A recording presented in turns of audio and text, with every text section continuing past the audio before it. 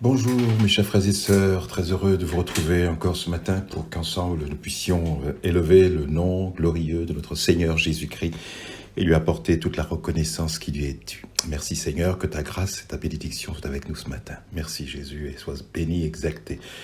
Oui, mais j'ai bien aimé que la grâce et la paix de Dieu vous soient pleinement et abondamment multipliées. Nous allons continuer notre méditation sur le thème de la connaissance de Dieu. Apprenons à connaître le Seigneur. C'est ce que nous dit notre texte de base. Connaissons, cherchons à connaître l'Éternel. Sa venue est aussi certaine que celle de l'aurore.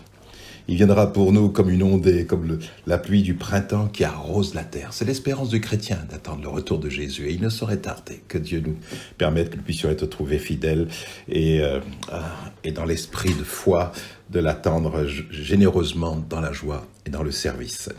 Dieu veut qu'on le connaisse, c'est une chose certaine. C'est son désir même suprême. Nous avons dans le texte de Jérémie, Dieu dit au peuple d'Israël qui se trouve là en exil à Babylone, il leur dit « Vous me chercherez et vous me trouverez si vous me cherchez de tout votre cœur. Je me laisserai trouver par vous. » Dit l'Éternel, et je ramènerai vos captifs, je vous rassemblerai de toutes les nations et de tous les lieux, je vous ai chassés, dit l'Éternel, et je vous ramènerai dans le lieu d'où je vous ai fait aller en captivité. Une telle recherche donc ne peut être que bénéfique lorsqu'on cherche le Seigneur. Si vous me cherchez, dit le Seigneur, de tout votre cœur, je me laisserai trouver par vous. James Parker est un auteur chrétien et il a dit ceci: « Nous faisons fausse route si nous essayons de vivre dans le monde sans connaître celui qui l'a créé et qui en est le maître. » Négliger la connaissance de Dieu, c'est se condamner à marcher dans la vie en trébuchant à tâtons, les yeux bandés, sans pouvoir s'orienter. C'est ainsi que l'on peut gaspiller sa vie et perdre son âme. Fin de la citation. Il est d'une grande importance pour vous comme pour moi que nous puissions connaître Dieu et développer notre relation avec lui. Pour cela, il faut le chercher. Notre texte nous dit que le trouver, c'est possible. Si vous me cherchez, vous me trouverez, dit le Seigneur. Je me laisserai trouver par vous. Donc, quand nous avons trouvé Dieu, eh bien, nous découvrons en lui des richesses inimaginables. Et je crois que chacun d'entre nous, mes chers bien-aimés, nous pouvons rendre témoignage dans la mesure où nous l'avons connu et que nous développons notre relation avec lui, de témoigner de sa grande richesse, de ses bénédictions vraiment merveilleuses. Le connaître, c'est connaître la vie. Que son nom soit béni.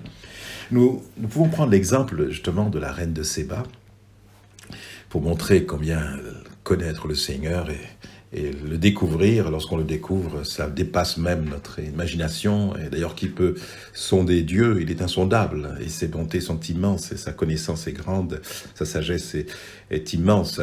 Eh bien, nous allons prendre l'exemple de la reine de Séba, reine d'Éthiopie, qui, ayant appris la renommée que possédait le roi Salomon, fit un long voyage jusqu'à Jérusalem pour se rendre compte par elle-même si ce que l'on disait sur la sagesse de Salomon et sa richesse était vrai. Et quand elle est arrivée à Jérusalem, eh bien sa découverte est allée au-delà de tout ce qu'elle avait appris et même imaginé. Dans 1 Roi 10, verset 6, il est dit « Elle dit au roi Salomon, « C'est donc vrai ce que j'ai appris dans mon pays au sujet de ta position et de ta sagesse. Je ne le croyais pas, avant d'être venu et d'avoir vu de mes yeux. Et voici, on ne m'en a pas dit la moitié, tu as plus de sagesse et de prospérité que la renommée ne me l'a fait connaître. » Eh bien, vous savez, ce que l'on découvre en Dieu est toujours supérieur à ce à quoi on s'imaginait ou on s'attendait. D'ailleurs, l'apôtre Paul dit ceci dans l'Éphésiens, au chapitre 3, verset 20, il dit aux chrétiens d'Éphèse, « Or, à celui qui peut faire, par la puissance qui agit en nous, infiniment au-delà de tout ce que nous demandons ou pensons. » Que Dieu soit béni. Nous avons vu la semaine dernière l'importance de connaître Dieu. Et c'est sur ce point que nous sommes arrêtés. Que faut-il faire pour connaître Dieu? Je vous disais que l'on peut savoir énormément de choses sur Dieu et sans pour cela connaître grand-chose sur sa personne. On peut avoir et étudier beaucoup de choses, lire beaucoup de livres sur la piété sans connaître grand-chose de Dieu. Cette connaissance que nous acquérons peut venir de sermons, de livres, que l'on lit, toutes sortes de livres sortent, il y a de nombreux livres qui sortent chaque année sur les choses, sur la vie chrétienne, sur la foi. Et ces livres dont la finalité consiste à nous faire connaître tout ce qu'un vrai croyant, un vrai chrétien est censé connaître, et bien sûr, tant mieux. Ce sont certainement de bonnes lectures, nombreux sont ceux qui se font un grand bien. Mais toutefois, on peut apprendre quantité de choses sur la façon de vivre la vie chrétienne, et pourtant, il est possible, malgré tout cela, de ne rien connaître de Dieu, ou presque. Il nous faut aller donc au-delà des connaissances que nous avons sur Dieu pour que nous puissions avoir une véritable connaissance de Dieu. Comment cela? D'abord, par la révélation de Dieu, par une rencontre avec lui. Job pouvait dire, suite à la révélation de Dieu, après avoir été durement éprouvé, et qui ne connaît pas l'histoire de Job, lorsque Dieu se révèle à lui, dans le chapitre 42 de son livre, verset 5, il est dit « Mon oreille avait entendu parler de toi, mais maintenant mon œil t'a vu. » Je ne sais pas ce que vous en pensez, mais quand je lis dans la Bible, en français courant, le même texte, il dit « Je ne savais de toi que ce qu'on m'avait dit, mais maintenant c'est de mes yeux que je t'ai vu. » Je crois qu'on est un peu comme Job. Il y a un moment donné où on a une idée de Dieu. On se forge une idée de Dieu par rapport à ce qu'on peut entendre, recevoir de lui, de ce qu'on peut nous dire ou ce qu'on peut lire. Mais rien n'empêche qu'une révélation de Dieu. Il faut que Dieu se révèle à nous de manière personnelle pour que nous puissions vraiment le connaître. Job, il est dit de Job qu'il était un homme qui était intègre. Et en tant qu'homme totalement tourné vers Dieu, il obéissait à ce qu'il connaissait de Dieu, ce qu'il avait appris de Dieu. Et Dieu lui-même rendit témoignage qu'il n'y avait sur la terre aucun autre homme qui soit aussi intègre, aussi fidèle que Job. Et pourtant, après cette épreuve, dont il a malheureusement, c'est sûr, ça a été un moment très difficile pour lui. Je dis malheureusement parce que toute épreuve, effectivement, produit des souffrances. Là, on dit que l'épreuve, le malheur atteint souvent le juste, mais l'Écriture ajoute que Dieu l'en délivre toujours. Et l'important, c'est de voir aussi la finalité de l'épreuve. Et comment Job, justement, à la fin de cette épreuve, il dit « Je ne savais de toi que ce qu'on m'avait dit, mais maintenant, c'est de mes yeux que je t'ai vu. Maintenant, mon œil te voit. » Donc le fruit de l'expérience et des épreuves de Job concerne la connaissance de Dieu. Il n'y aura pas de connaissance véritable de Dieu si Dieu ne se laisse pas connaître. Car il est impossible de connaître Dieu par l'imagination et de s'en faire soi-même une image, soit mentale, soit matérielle ou autre. La responsabilité de l'homme consiste à chercher à connaître Dieu. Et la responsabilité de Dieu consiste à se révéler à l'homme. D'ailleurs, Jésus dira « Nul ne peut venir à moi si le Père qui m'a envoyé ne l'attire. » Si nous lisons dans Matthieu au chapitre 16, verset 13, il est écrit ceci. Jésus dit, ou plutôt il est dit, Jésus étant arrivé dans le territoire de Césarée de Philippe, demanda à ses disciples, « Qui dit-on que je suis, moi, le Fils de l'homme » Ils répondirent, « Les uns disent que tu es Jean-Baptiste, les autres Élie, les autres Jérémie ou l'un des prophètes. Et vous, leur dit-il, qui dites-vous que je suis ? Simon-Pierre répondit, tu es le Christ, le Fils du Dieu vivant. Jésus, reprenant la parole, lui dit, tu es heureux, Simon, fils de Jonas, car ce ne sont pas la chair et le sang qui t'ont révélé cela, mais c'est mon Père qui est dans les cieux. Oui, Dieu se révèle à nous. L'apôtre Paul exhorte les chrétiens d'Éphèse en leur disant que le Dieu de notre Seigneur Jésus-Christ, le Père de gloire, vous donne un esprit de sagesse et de révélation dans sa connaissance. Jésus dira dans Luc au chapitre 10, « Toutes choses m'ont été données par mon Père, et personne ne connaît qui est le Fils si ce n'est le Père, ni qui est le Père si ce n'est le Fils, et celui à qui le Fils veut le révéler. » Il est important de noter que l'accès à la connaissance de Dieu est une question vraiment de grâce, de faveur divine. C'est une relation dans laquelle l'initiative revient à Dieu du début à la fin. Ce n'est pas nous qui faisons de Dieu notre ami, c'est Dieu qui fait de nous ses amis et qui nous conduit à sa connaissance en nous révélant son amour. Dans sa lettre aux Galates, l'apôtre Paul exprime justement cette idée de l'action prioritaire de la grâce dans la connaissance que les hommes ont de Dieu. Il dit, dans Galates chapitre 4, verset 9, « À présent que vous avez connu Dieu, ou plutôt, que vous avez été connus de Dieu. » Cette rectification de l'apôtre montre bien que c'est la grâce qui agit d'abord et qui demeure fondamentale dans l'œuvre de salut accomplie en faveur des chrétiens de Galates, comme en faveur de chacun d'entre nous. À présent que vous avez connu Dieu, ou plutôt que vous avez été connus de Dieu, c'est Dieu qui s'est révélé. Les Galates connaissaient Dieu que parce que Dieu les avait connus. Ils le connaissaient par la foi, parce que lui, il les avait d'abord choisis par grâce. Sachez, et nous le voyons à travers notre texte, que Dieu veut être connu. Il ne veut pas que nous puissions nous retrouver isolés, que le Créateur soit isolé de sa créature. Au contraire, il nous aime, il nous a créés. La Bible dit même, c'est Jésus qui le dit, hein, Dieu a tant aimé le monde, il a tellement aimé le monde, qu'il a donné son Fils unique afin que quiconque croit en lui ne périsse pas, mais qu'il ait la vie éternelle. Donc Dieu veut se faire connaître, il veut se révéler à ceux qui le cherchent. D'ailleurs, Jésus n'a-t-il pas dit « Cherchez et vous trouverez ». D'ailleurs, il est même écrit dans l'Écriture que Dieu dit « Je n'ai jamais dit cherche au peuple d'Israël, cherchez-moi en vain ». Donc ce point est très important. C'est avec raison d'ailleurs que Dieu pouvait dire à Jérémie combien l'importance de le connaître. Dans Jérémie, chapitre 9, verset 23, « Que le sage ne se glorifie pas de sa sagesse, que le fort ne se glorifie pas de sa force, que le riche ne se glorifie pas de sa richesse, mais que celui qui veut se glorifier d'avoir de l'intelligence et de me connaître, de savoir que je suis l'Éternel, qui exerce la bonté, le droit et la justice sur la terre, car c'est à cela que je prends plaisir, dit l'Éternel. » Donc, il ne s'agit pas de se glorifier parce qu'on a tant de choses.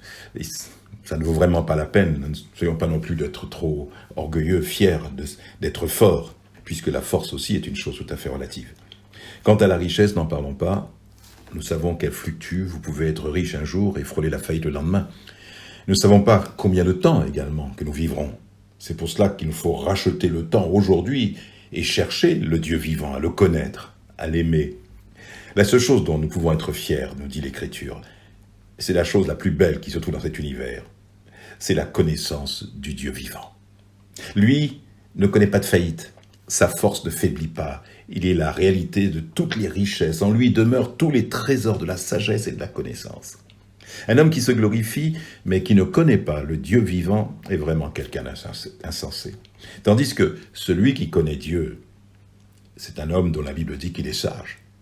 C'est pourquoi Jérémie dit, si quelqu'un veut se glorifier, il doit se glorifier de connaître Dieu. C'est la seule chose dont nous pouvons nous glorifier. Jésus dit, or, la vie éternelle, c'est qu'ils te connaissent, toi, le seul vrai Dieu, et celui que tu as envoyé, Jésus-Christ.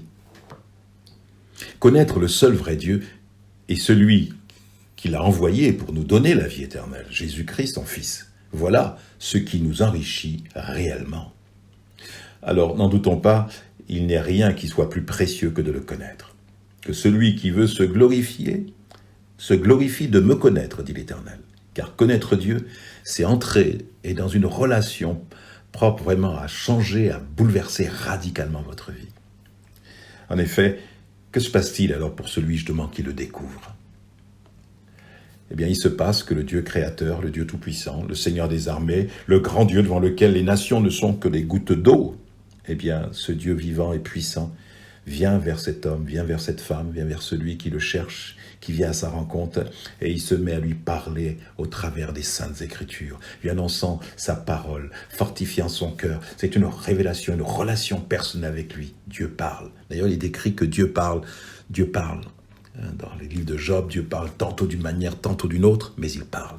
Il se révèle. La connaissance vraiment réelle de Dieu est une connaissance révélée, qui touche notre cœur. C'est une révélation divine, et pas uniquement un savoir, une connaissance intellectuelle, cérébrale, mais c'est une connaissance spirituelle. Il ne s'agit pas seulement de connaître quelques paroles ou quelques manifestations venant de Dieu, mais de le connaître lui, dans sa personne, comme le dit Jésus. Jésus dit « Quiconque me dit « Seigneur, Seigneur » n'entrera pas forcément dans le royaume des cieux. Mais celui-là seul qui fait la volonté de mon Père qui est dans les cieux. Beaucoup me diront ce jour-là, Seigneur, Seigneur, n'est-ce pas en ton nom que nous avons prophétisé, en ton nom que nous avons chassé les démons, en ton nom que nous avons fait beaucoup de miracles. Alors je leur déclarerai, je ne vous ai jamais connu. Retirez-vous de moi, vous qui commettez l'iniquité. Voyez-vous comment il est important de le connaître lui, personnellement. Je vous disais la semaine dernière que beaucoup cherchent à accomplir des miracles. Que Dieu soit loué. La Bible dit que Jésus est toujours le même, hier, aujourd'hui, éternellement, et fait des guérisons, il opère des miracles, j'en ai vu. Et vous, plusieurs de ceux qui écoutent, on peut témoigner dans leur propre corps et autour d'eux que le Seigneur agit, Dieu intervient encore aujourd'hui, il est toujours le même, n'en doutez pas, il guérit les malades, il fait des œuvres extraordinaires.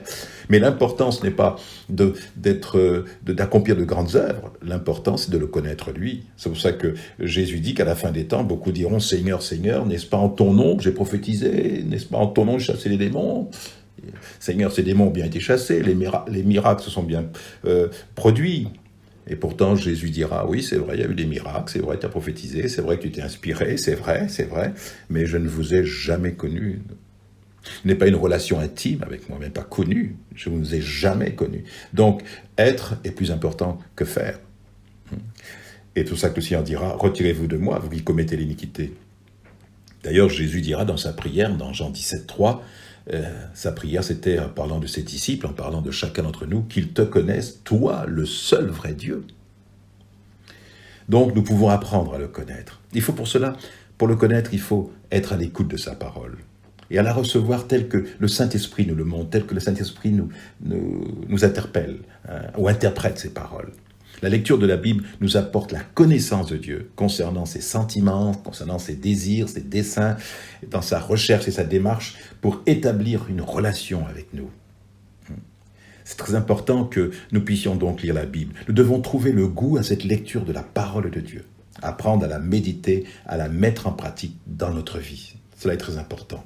L'apôtre Jacques dit « Mettez en pratique la parole ». Et ne vous bornez pas à l'écouter en vous trompant vous-même par de faux raisonnements.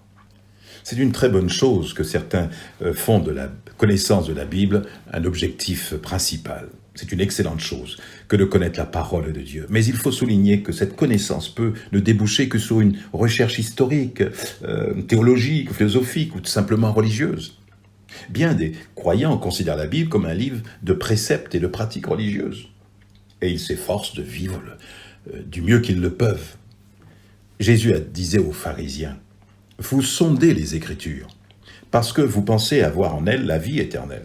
Ce sont elles qui rendent témoignage de moi, et vous ne voulez pas venir à moi pour avoir la vie. » Voyez-vous, la lecture et la méditation des Saintes Écritures doivent nous amener à la connaissance de Dieu et du Sauveur.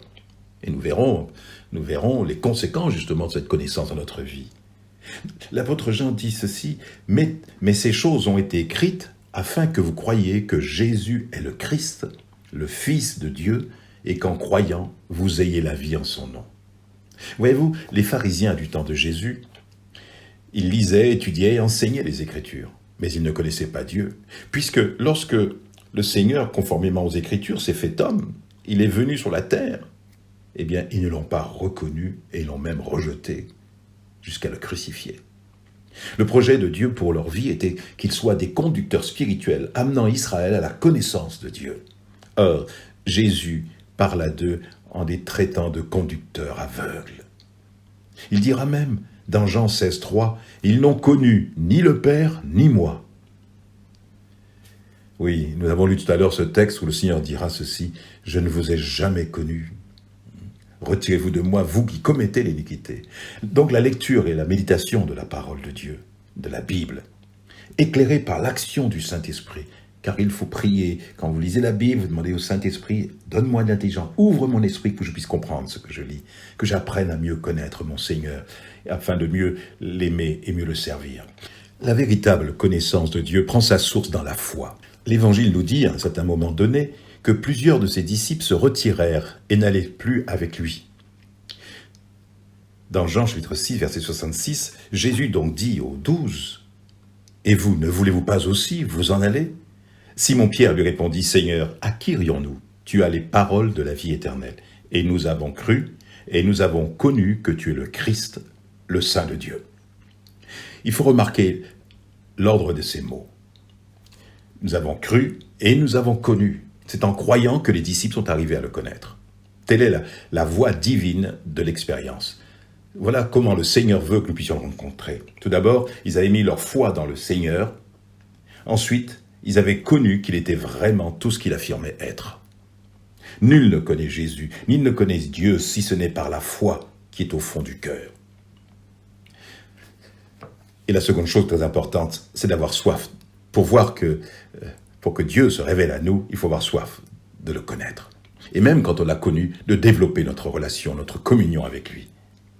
Dans Proverbes chapitre 2, verset 1, il est écrit « Mon fils, si tu reçois mes paroles, et si tu retiens en toi mes commandements, si tu prêtes une oreille attentive à la sagesse, et si tu inclines ton cœur à la raison, oui, si tu appelles l'intelligence, et si tu élèves ta voix vers la raison, si tu la cherches comme l'argent, si tu la cherches avec soin comme des trésors, alors tu comprendras la crainte de l'Éternel et tu trouveras la connaissance de Dieu. » Vraiment, il faut avoir un profond désir de connaître Dieu, de le trouver.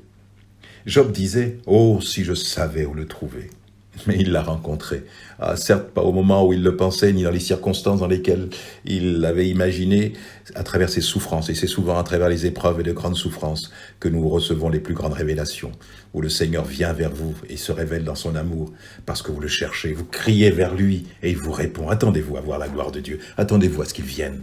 D'ailleurs, il est déjà là, à travers ce message, il vient, il frappe à la porte de votre cœur, il se dit « Je suis pas loin de toi, je suis à côté de toi, je te connais, je connais tes besoins, je sais que tu as besoin de moi.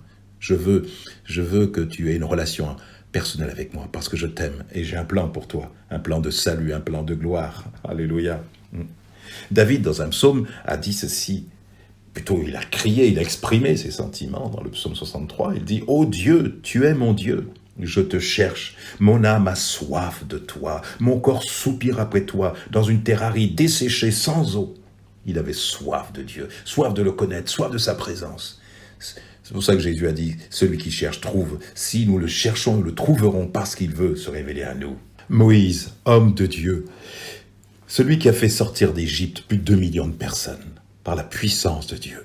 Il a vu la gloire de Dieu, des miracles extraordinaires que personne n'a vus et a accompli des miracles que personne n'avait fait avant lui. Et sauf bien sûr Jésus qui va accomplir des choses encore beaucoup plus étonnantes. Mais il peut voir même la mer s'ouvrir. Eh bien, écoutez, Moïse, à un moment, va demander à Dieu quelque chose d'inouï. Il va dire, Seigneur, fais-moi voir ta gloire, fais-moi voir ta gloire, fais-moi contempler ta magnificence. Ouvre mes yeux pour que je voie ta gloire. Et savez-vous que Dieu l'a exaucé?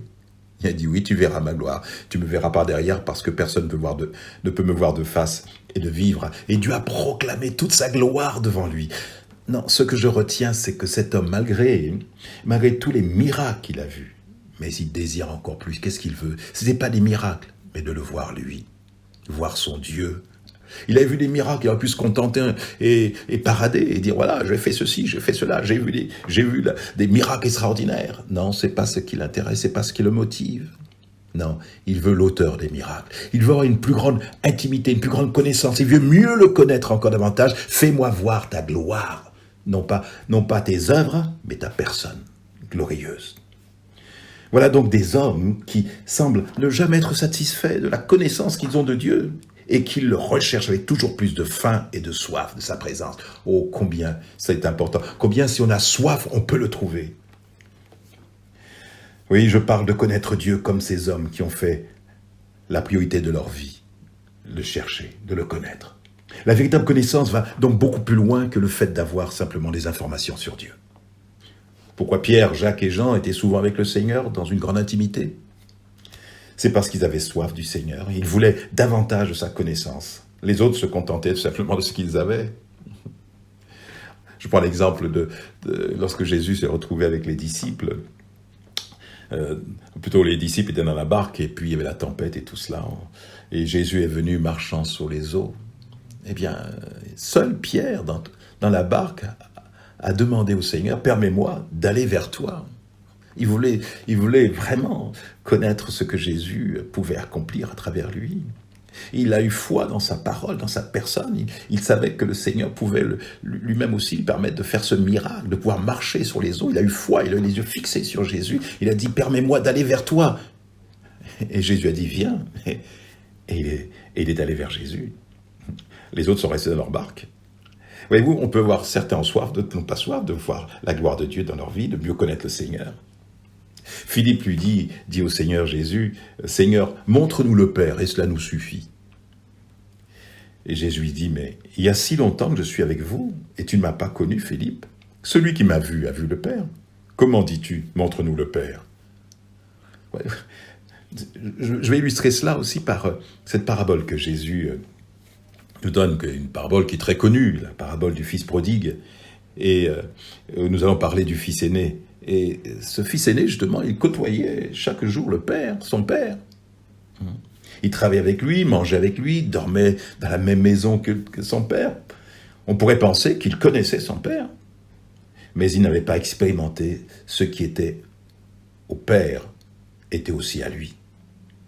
Et quand survient l'épisode qui nous est relaté dans Luc chapitre 15, nous le voyons se mettre en colère et faire preuve vraiment de jalousie, d'incompréhension, de révolte devant l'attitude de son père qui accueille son frère, son petit frère, qui avait quitté la maison, qui était devenu prodigue, avait tout dépensé, tout l'héritage que son père lui avait donné, et qui revient repentant, humilié. Et le Père ne le repousse pas, le Père l'accueille, c'est bien là le cœur de Dieu. C'est pour ça qu'il est important de connaître Dieu, de connaître que ce Dieu te pardonne tes péchés, quel que soit le péché que tu as commis, quelles que soient les fautes que tu as commises, quel que soit l'égarement dans lequel tu t'es trouvé, si tu reviens vers lui, il t'accueillera les bras ouverts. La Bible dit que si nous confessons nos péchés à Dieu, il est fidèle et juste pour nous pardonner. Il ne brise pas le roseau cassé, il n'éteint pas le lumignon qui fume, il est plein de tendresse, plein d'amour. Il a toujours les bras ouverts pour accueillir le pécheur repentant, le mécréant, le plus bas tombé, le déshérité, le désespéré. Donc cet homme, ce fils aîné, lui, ne comprend pas ça. Il ne comprend pas que le Père ait manifesté un tel amour, une telle gratitude, plutôt une telle compassion à l'égard de son fils qui revient à la maison.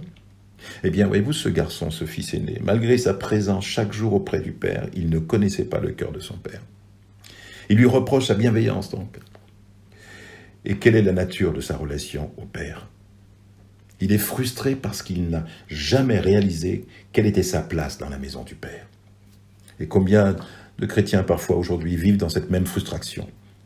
Ils n'ont pas découvert leur position en Christ, dans les lieux célestes. Mais surtout, ils n'ont pas découvert le cœur du Père. Pourtant, Dieu nous appelle à vivre bien autre chose, et des choses glorieuses. En Christ, Dieu se révèle comme le Père de la parabole. Il veut nous rétablir dans sa maison, dans notre filiation et dans le projet qu'il avait pour chacun d'entre nous depuis la fondation du monde. Il veut les mettre en application. Il ne nous rejette pas si nous revenons vers lui. Il est plein d'amour. La vraie connaissance de Dieu nous fait prendre conscience de notre filiation au Père Céleste, qui dirige notre vie selon un plan merveilleux et connu de lui seul, mais qui va nous révéler en le cherchant. Vous connaissez ce passage où Dieu dit au peuple d'Israël, « Je connais les projets que j'ai formés sur vous. Ce sont des projets d'espérance, d'avenir et d'espérance. Non pas des projets de malheur. Donc Dieu a un projet pour nous, il a un projet pour toi.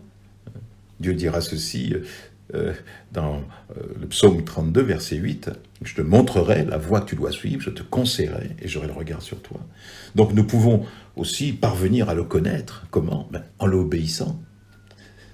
Jésus dit ceci, « Si quelqu'un veut faire sa volonté, il connaîtra si ma doctrine est de Dieu. » Donc si un homme veut faire la volonté de Dieu, eh bien il connaîtra. Il connaîtra. Et il connaîtra ce que je dis, il connaîtra ce que je suis, il connaîtra ma doctrine, ma parole. Voyez-vous, la condition essentielle pour comprendre les vérités spirituelles n'est pas l'intelligence, mais c'est l'obéissance. Si quelqu'un veut faire, si quelqu'un veut accomplir, veut obéir à ma volonté, eh bien il me connaîtra. L'obéissance nous ouvre la porte de la connaissance de Dieu. Si quelqu'un veut acquérir des connaissances scientifiques, eh bien, il y parviendra comment ? Eh bien, étant animé d'une certaine curiosité intellectuelle, il va s'informer, faire des recherches pour avoir des éléments, des données concernant ce qu'il est en train de rechercher, ce qu'il voudrait connaître. Mais celui qui veut connaître Dieu n'y parviendra qu'en obéissant, en aimant faire la volonté de Dieu. Dans 1 Jean chapitre 2 verset 3, il est écrit « Si nous gardons ses commandements, par là nous savons que nous l'avons connu. Celui qui dit « Je l'ai connu » et qui ne garde pas ses commandements est un menteur, et la vérité n'est point en lui. » Très important de le connaître. Nous continuerons la semaine prochaine et nous verrons les fruits de la connaissance de Dieu. Mais si vous voulez, nous pouvons faire monter vers Dieu cette prière. Seigneur notre Père, nous avons appris que tu veux que l'homme te connaisse. Nous avons appris également que tu te laisses découvrir par celui qui te cherche de tout son cœur. Cette connaissance implique une relation personnelle avec toi, une relation dans laquelle nous nous donnons à toi parce que tu as promis de te donner à nous. Combien nous te sommes reconnaissants de te révéler à nos cœurs. Merci de ce qu'à travers ton Fils Jésus, nous connaissons ton cœur de Père. Tu es amour. Je te prie pour celui qui a entendu cette parole et qui veut te connaître. Viens vers elle et révèle-toi à cette personne à travers ton Fils Jésus. Tu as dit dans ta parole, « Je ne mettrai pas dehors celui qui vient vers moi. » Ô Dieu, nous te bénissons et nous te rendons grâce, car tes paroles sont certaines et véritables. Elles s'appliquent totalement. Tu es celui qui est fidèle. Ta parole nous dit, vous me chercherez et vous me trouverez si vous me cherchez de tout votre cœur. Je me laisserai trouver par vous, dit l'Éternel. Merci Seigneur pour ces moments que nous avons passés devant ta parole. Qu'elle puisse produire en nous, Seigneur, les effets de ta bénédiction, dans le nom précieux de Jésus-Christ. Amen. Nous nous retrouverons la semaine prochaine.